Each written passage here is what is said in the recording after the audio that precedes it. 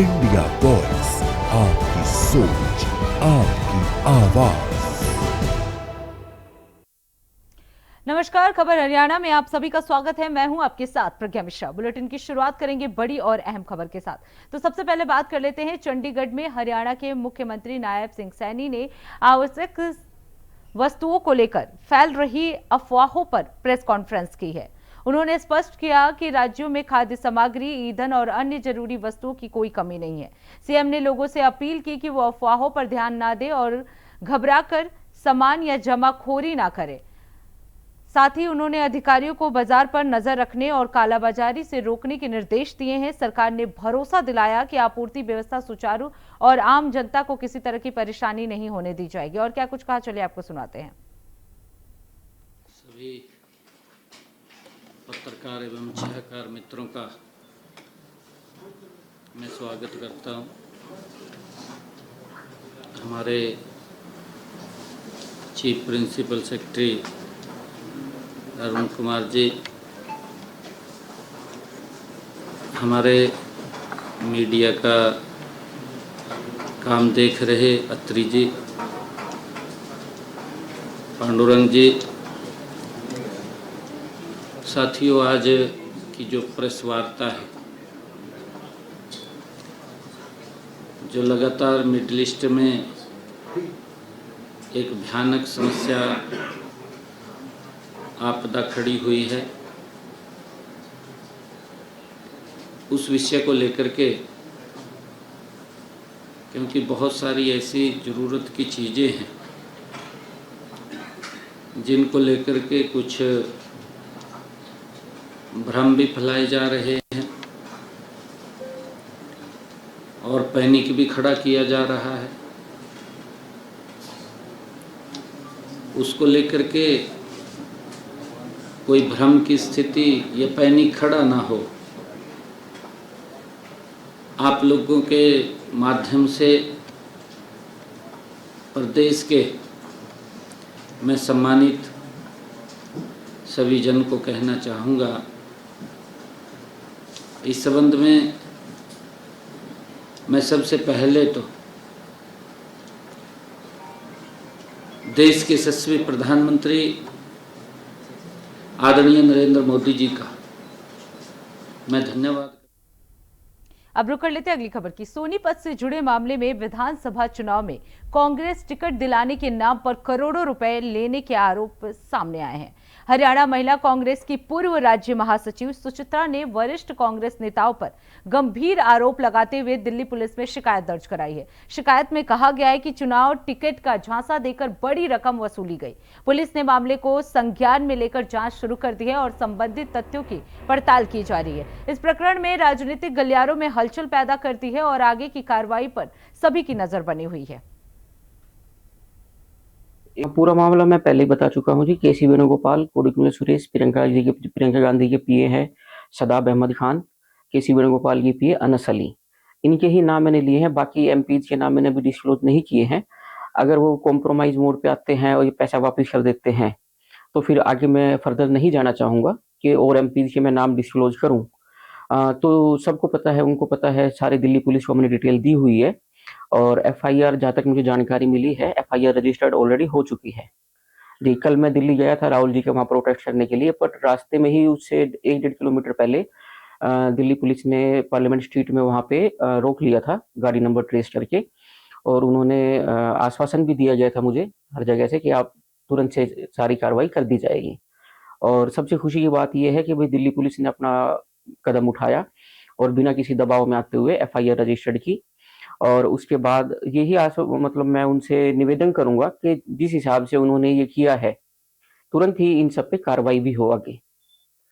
ये किस किस के खिलाफ जानकारी दी गई, एफआईआर हुई है? ये जो मैंने कंप्लेन दी थी, केसी वेणुगोपाल जी, उनके पीए हैं अनस अली, प्रियंका गांधी जी के पीए हैं शादाब अहमद खान, कोडिकुलर सुरेश जी। और क्या बातचीत हुई दिल्ली पुलिस से? नहीं, दिल्ली पुलिस से मेरी ये बातचीत हुई थी। उन्होंने प्रोटेस्ट के लिए जब मैं जा रहा था तो उन्होंने मना कर दिया था कि आप मत जाइए, और उन्होंने आश्वासन दिया था वो कार्रवाई करेंगे, और कल ही उन्होंने कार्रवाई कर भी दी जी। उन्होंने एफआईआर रजिस्टर्ड कर ली है। कोई नंबर आया? हाँ जी, एफआईआर नंबर आया है।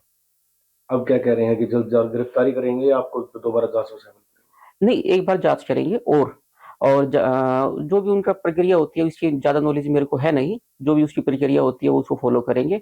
मैं बस उनसे ये निवेदन करना चाहता हूँ, दिल्ली पुलिस ने जैसे पहल की है बिना किसी दबाव में आते हुए, आगे भी वो अपनी कार्रवाई स्पष्ट रूप से करे ताकि दोषियों को सज़ा भी मिल सके। और भी शामिल है? हाँ, काफ़ी एमपीज़ और भी हैं, 2-3 एमपीज़ हैं, उनका स्टाफ भी है, बट अभी अगर इतने में ही हो जाता है तो ठीक है, नहीं तो फिर उनके नाम बताएँगा मैं। पूरा मामला मैं पहले ही बता चुका। अब रुक कर लेते हैं अगली खबर की। पानीपत में ग्रीन पानीपत क्लीन पानीपत अभियान के तहत शहरी स्थानीय निकाय मंत्री विपुल गोयल ने 5100 पौधे लगाने की शुरुआत की है।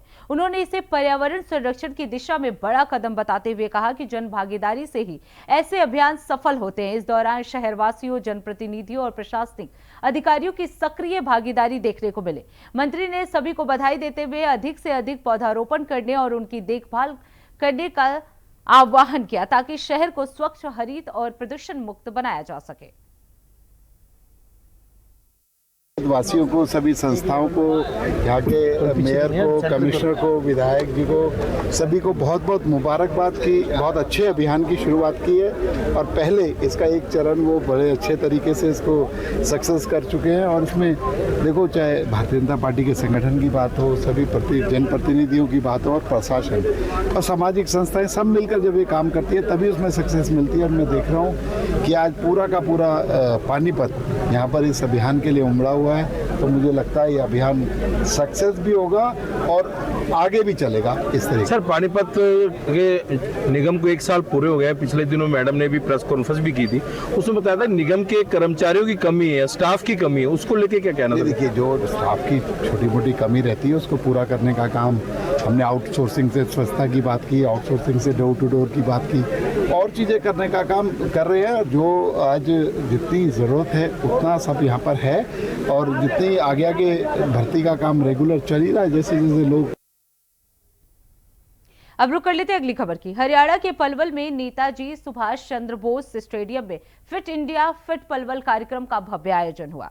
इसमें खेल राज्य मंत्री गौरव गौतम मुख्य अतिथि रहे, जबकि उपायुक्त डॉक्टर हरीश कुमार वशिष्ठ और एसपी वरिंद्र संगला भी मौजूद रहे। कार्यक्रम की शुरुआत जुम्बा सेशन से हुई, जिसमें लोगों ने उत्साह से भाग लिया। इसके बाद रस्साकशी, योगा, मटका रेस जैसी गतिविधियां आयोजित हुई। मंत्री और अधिकारियों ने वॉलीबॉल खेलकर युवाओं को प्रेरित किया। गौरव गौतम ने कहा कि फिटनेस के साथ प्रेरणा के लिए हर युवा को धुरंधर फिल्म देखनी चाहिए। तो फिट इंडिया फिट पलवल कार्यक्रम का ये भव्य आयोजन देखने को मिला। आज ये फिट इंडिया फिट पलवल का कार्यक्रम हमारे प्रशासन द्वारा किया गया है और ये एक ऐसा मूवमेंट है, हर परिवार को, हर युवा को, हर बुजुर्ग को, हर महिला को स्वस्थ रहना बहुत जरूरी है। अगर स्वस्थ रहोगे तभी स्वस्थ परिवार और स्वस्थ समाज की परिकल्पना कर सकते हो। स्वस्थ शरीर ही सकारात्मक सोच ला सकता है। ये एक ऐसा कार्यक्रम पलवल के हर युवा तक पहुंचेगा। फिट रहोगे तो हिट रहोगे। बहुत अच्छे कार्यक्रम करेंगे और आने वाले समय पर इस स्टेडियम को 20 करोड़ की लागत से सिंथेटिक ट्रैक हो या बड़े 24 आवर्स ये स्टेडियम चलेगा। इसमें बड़ी फ्लड लाइट हो, क्रिकेट की पिच हो, अलग अलग ग्राउंड्स के माध्यम से 20 करोड़ रुपए की लागत से हम इस सुभाष चंद्र बोस स्टेडियम को और अच्छा बनाने का काम कर रहे हैं। आज यहाँ पर अलग अलग गेम्स के साथ योगा हो, रस्साकशी हो, जो हमारे शरीर के साथ स्वस्थ बनाने के लिए जो गेम हो सकते हैं वो आज हमारे सभी लोग मिलकर इस खेलों को खेल रहे हैं। विपक्ष पे कोई मुद्दा नहीं है और धुरंधर मूवीज हम सबको देखनी चाहिए, मेरी सबसे आग्रह है। देश कुछ चीज़ें जो हम सोचते नहीं हैं, देश के जवान हमारे लिए, हमें सुरक्षित रखने के लिए किस प्रकार के काम करते हैं वो उस मूवी में दिखाया गया। मैं ऐसा मानता हूं कि देश भर के हर युवा को ये मूवी देखनी चाहिए और ये प्रेरणा का सूत्र है एक प्रकार से ये मूवी। विपक्ष का काम हमेशा, दुनिया भर में अफरा तफरी का माहौल है, भारत के लोग शांति से आनंदमय स्थिति में जी रहे हैं, लेकिन विपक्ष को ये रास नहीं आता, इसलिए वो कुछ ना कुछ प्रोपगेंडा चला। आज ये फिट इंडिया फिट पलवल का कार्यक्रम हमारे प्रशासन द्वारा किया गया है और ये एक ऐसा मूवमेंट है, हर परिवार को। अब रुक कर लेते हैं अगली खबर की। यमुनानगर के छछरौली क्षेत्र में खैर लकड़ी तस्करों के हौसले बुलंद नजर आए जब उन्होंने वन विभाग की टीम को कुचलने की कोशिश की। आपको बता दें, कोट गांव के पास नाके पर जांच के दौरान माफियाओं ने मिनी पिकअप पर चढ़ाने का प्रयास किया, लेकिन सतर्कता से बड़ा हादसा टल गया। वन विभाग ने वाहन की तलाशी में 45 खैर लकड़ियां बरामद की हैं, जिन्हें जाटावाला से बाजार ले जाया जा रहा था। सख्ती बढ़ते देख आरोपी वाहन छोड़कर फरार हो गए। वहीं रेंजर बलजीत सिंह की शिकायत पर 4 आरोपियों के खिलाफ केस दर्ज हुआ है। पुलिस उनकी तलाश में जुटी हुई है। तो आपको बता दें, यमुनानगर में खैर माफियाओं का यह दुस्साहस जो है वो सामने आया है। आपको बता दें, 45 खैर लकड़ी बरामद हुई है। वन विभाग रेंजर बलजीत सिंह की शिकायत पर इन चारों आरोपियों के खिलाफ मुकदमा दर्ज कर लिया गया है। हमारे वन रक्षक श्री अंकित कुमार इंचार्ज कोटबीट को गुप्त सूचना मिली थी कि गांव जाटावाड़ा में खैर की गाड़ी लोड होकर और बाज़ार में बिकने के लिए निकलेगी। तो उस सूचना के आधार पर हमारे कर्मचारी द्वारा नाकाबंदी की गई कोट चौकी के पास।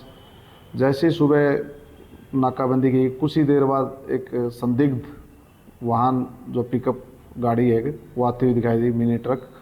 तो हमारी टीम द्वारा उस गाड़ी को रोकने का प्रयास किया गया, परंतु गाड़ी चालक ने गाड़ी को न रोक के और टीम की ओर चढ़ाने की कोशिश करते हुए भगाने की कोशिश की। तो हमारी टीम द्वारा तुरंत संभलते हुए सरकारी वाहन द्वारा उस गाड़ी का पीछा किया गया। पीछा करते करते जब उन्होंने देखा कि वाहन के पीछे सरकारी कर्मचारी लगे हुए हैं, तो उन्होंने गांव लेद्दी के पास जाकर उस गांव में लेद्दी में उस गाड़ी को छुपा दिया। तो सर्च करते हुए हमारी टीम उसके पीछे पहुंच गई और अपराधी है जो वहाँ गाड़ी छोड़ के भाग के देखते हुए कर्मचारियों को, तो उनमें से 3 अपराधी थे जो मौके पर पहचान लिए गए हैं। अब रुक कर लेते हैं अगली खबर की। खाड़ी देशों में जारी तनाव और युद्ध के बीच हरियाणा के ऊर्जा मंत्री अनिल विज ने पेट्रोल डीजल की कीमतों और एलपीजी गैस की किल्लत और लॉकडाउन की अफवाहों पर बड़ा बयान दिया है। विज ने कहा कि देश में किसी भी तरह की घबराहट की जरूरत नहीं है और सरकार हर स्थिति पर नजर बनाए हुए है। उन्होंने बताया कि खाड़ी देशों में युद्ध के कारण कई देशों में ईंधन की कीमतें बढ़ी हैं, लेकिन भारत सरकार ने आम जनता को राहत देने के लिए कदम उठाया है। प्रधानमंत्री नरेंद्र मोदी ने एक्साइज ड्यूटी में 10-10 रुपए की कटौती की है, ताकि लोगों पर महंगाई का अतिरिक्त बोझ ना पड़े। लॉकडाउन नहीं लगा कभी, से किल्लत नहीं है, सबको गैस उचित मात्रा में मिल रही है। साइंस इंडस्ट्री वालों को थोड़ी दिक्कत आई थी, उसी दिन मैंने उच्च अधिकारियों से बातचीत करके उसको दुरुस्त करने के लिए कहा। देखिए, जो देश विरोधी लोग विदेशी ताकतों में के हाथों में खेलने वाले लोग, वो देश में हर वक्त कोई ना कोई भ्रांति फैला के रखना चाहते हैं। अरे भला मानसो, हम 4-5 युद्ध खुद लड़ चुके हैं, तब लॉकडाउन नहीं लगा कभी। और ये तो हमारे से 4-5 हजार किलोमीटर दूर हो रहा है, किस बात का लॉकडाउन? केवल लोगों को भ्रमित करने के लिए, डराने के लिए ये ऐसी अफवाहें फैलाते हैं और इनको जनता सही जवाब देगी। से किल्लत नहीं है। अब रुक कर लेते हैं अगली खबर की। फरीदाबाद में मंत्री राजेश नागर ने चल रही विकास परियोजनाओं को लेकर समीक्षा बैठक की। उन्होंने बताया कि बैठक में सभी संबंधित अधिकारी, महापौर, आयुक्त और नगर निगम के प्रतिनिधि मौजूद रहे। इसमें वार्ड स्तर पर चल रहे कार्यों, जारी निविदाओं और लंबित टेंडरों पर विस्तार से चर्चा की गई। मंत्री ने निर्देश दिए कि विकास कार्यों में तेजी लाई जाए और पारदर्शिता सुनिश्चित की जाए। उन्होंने कहा कि जनता को बेहतर सुविधाएं देना सरकार की प्राथमिकता है और सभी परियोजनाओं को समयबद्ध तरीके से पूरा करने पर जोर दिया जा रहा है। सभी अपने वार्ड के हिसाब से जो मांग रहे, हमने अपने कामों की समीक्षा बैठक ली है। उसमें हमारे सभी अधिकारी, हमारी मेयर मैडम, हमारे कमिश्नर नगर निगम, और जो जो काम हमारे चल रहे हैं, जो जो टेंडर हुए हैं और जो जो टेंडर होने नए, उनके बारे में सारी वार्ड वाइज हमने बैठक की। और ज़्यादातर जो काम चल रहे हैं और जो टेंडर हो चुके हैं उसके बारे में जो हमारे पार्षद हैं और जो उनके नए काम होने, उसके लिए भी उन्होंने नए टेंडर्स के लिए, नए एस्टिमेट्स के लिए सभी अपने वार्ड के हिसाब से जो मांग रखी है सभी को कमिश्नर और अधिकारियों को बता दिया गया है और उनके जल्दी नए टेंडर। अब रुक कर लेते हैं अगली खबर की। यमुनानगर के कोहलीवाला गांव में मारपीट का मामला अब तूल पकड़ता जा रहा है। आपको बता दें, अमित कोहलीवाला के समर्थन में 36 बिरादरी ने महापंचायत बुलाई और प्रशासन को 2 दिन का अल्टीमेटम दिया है। स्थानीय लोगों ने पुलिस कार्रवाई पर सवाल उठाए और निष्पक्ष जांच की मांग की है। महापंचायत में यह भी कहा गया कि दोनों पक्षों पर सख्त कार्रवाई होनी चाहिए। प्रशासन इस मामले में अब तक किसी ठोस कदम नहीं उठा पाया है, लेकिन लोगों की नाराजगी बढ़ती जा रही है। सरपंच तो इतना अच्छा है, पूछो ना बात, बेचारा वो गलत है जी। संजय का जो वो काम कर रहा है ना, उसका पैसे खाने का काम है यो। सबके गरीब में इतना साथ दे सरपंच, पूछा ना बात। आराम तो की छत्ती पर हाँ बेचारे की। संजय बस यही काम करा जी, धंधे का काम करो, ना पैसे मिल जाओ तो बैठ जाओ, ना पैसे देते फिर झगड़े रखा कर का। ये जो महापंचायत हुई है इसमें एक फैसला लिया गया है, जो लोग 2 बरादरी का भाईचारा खराब करने की कोशिश कर रहे वो भाईचारा कैसे बचे। उस भाईचारे के ऊपर बात हुई है। जो हमारे भाई सरपंच अमित कुमार जी के ऊपर जो मामला हो रहा, वो पूरे इलाके को पता है भाई क्या मामला है। बिल्कुल झूठा मामला पाया गया है। क्यों यहाँ पे गांव वाले भी इकट्ठे हुए। ये जो मकसद था हमारा गांव में आने का ये था भी उसके गांव के लोग क्या कह रहे जो एससी समाज के हैं, तो यहाँ लगभग उसके गाँव के सभी आदमी यहाँ मौके पर बैठे हैं।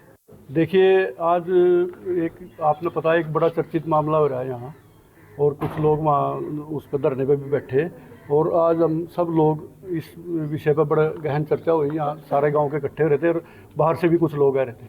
इसमें एक बेकसूर का नाम है राम। अब रुक करते हैं अगली खबर की। हरियाणा में पहली बार देश की रोड सेफ्टी पर मंथन शुरू हुआ है। सीएम नायब सिंह सैनी ने चंडीगढ़ में हो रही 2 दिवसीय सड़क सुरक्षा समाधान संगोष्ठी का शुभारंभ किया। उन्होंने संगोष्ठी में बतौर मुख्य अतिथि शिरकत की। इस दौरान सीएम नायब सिंह सैनी ने कहा कि यह हरियाणा के लिए बहुत गर्व की बात है। हरियाणा में पिछले 11 वर्षों में 28,665 करोड़ रुपए की लागत से 43,703 किलोमीटर लंबी सड़कों का सुधार भी किया है। और इसके साथ ही मैं बताना चाहूंगा कि 2,534 करोड़ रुपए की लागत की 2,417 किलोमीटर लंबी नई सड़क का निर्माण भी आधुनिक तकनीक से किया गया है। साथियों, इसके अलावा प्रधानमंत्री ग्राम सड़क योजना के तहत प्रदेश में 1,077 करोड़ रुपए की लागत से 2,432 किलोमीटर लंबी सड़कों का निर्माण वो किया जा चुका है। मुझे हरियाणा का मुखिया होने के नाते ये गर्व भी है कि राष्ट्रीय महत्व की इस संगोष्ठी का मेजबानी करने का अवसर ये हरियाणा को मिला है और पहली बार मिला है। मैं इसके लिए देश के, हमारे भारत के सड़क परिवहन मंत्री आदरणीय नितिन गडकरी जी, उनका भी मैं आभार व्यक्त करता हूं, और सभी अधिकारीगण, NHAI के सभी हमारे अधिकारीगण, उनका भी आभार व्यक्त करता हूं, क्योंकि ये अवसर ये हरियाणा को मिला है। हैवी व ट्रांसपोर्ट वाहन चालकों के प्रशिक्षण के लिए हमने 7 नए हरियाणा प्रदेश के अंदर प्रशिक्षण संस्थान भी शुरू किए गए हैं। इन्हें मिलाकर के अगर हम देखें, प्रदेश में चालक प्रशिक्षण जो हमारे संस्थान है उनकी संख्या 22 हो गई है, और इनमें से लगभग 11 वर्षों में हमने 3.5 लाख चालकों को प्रशिक्षण। तो फिलहाल रुकते एक छोटे से ब्रेक के लिए। ब्रेक के बाद जल्द लौटेंगे। देखते रहिए इंडिया वॉइस।